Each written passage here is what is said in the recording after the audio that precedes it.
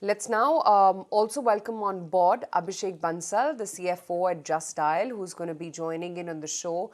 Of course, lots to understand from them, given that their margins have risen by more than 200 basis points. It's been a stellar performance, really, and it's managed to beat the analyst estimates for a fourth quarter.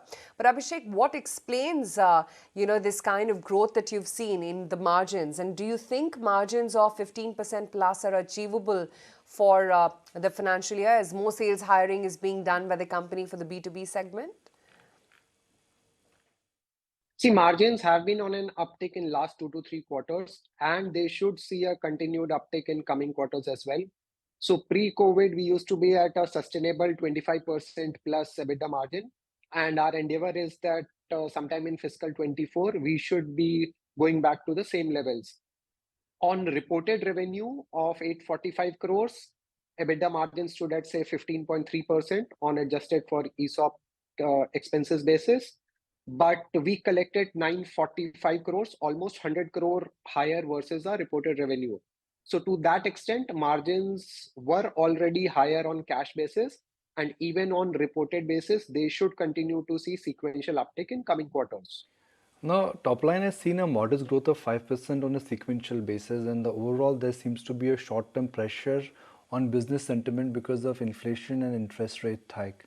How is the consumer confidence looking like? Top line,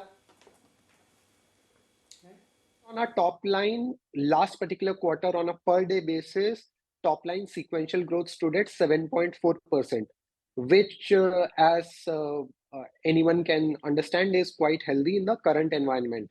So this particular year, overall, our particular revenues grew about 31% year on year to 845 crores. And our collections had a very strong 44.5% growth to 945 crores.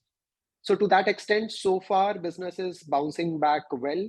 And I think we are exiting FY23 on a very strong footing.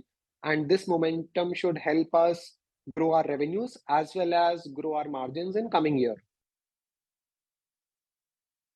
Now, wanted to get in an outlook as well, then Abhishek, as to what the key trigger for growth is for the company. Active paid campaigns has been one of those factors, but that growth has come off a little bit into single digits in Q4.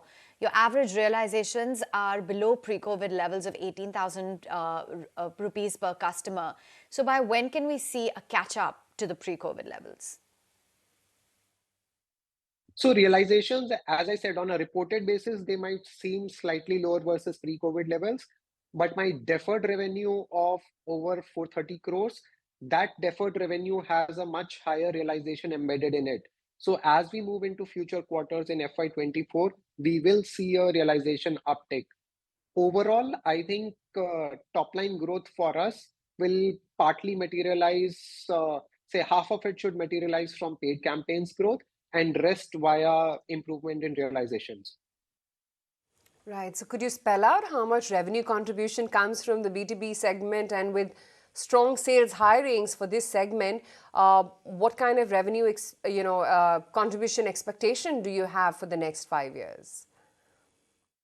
So B2B segment contributed about 26% to our revenues, and this contribution, say about 3.5 years ago, stood at about 20-21%.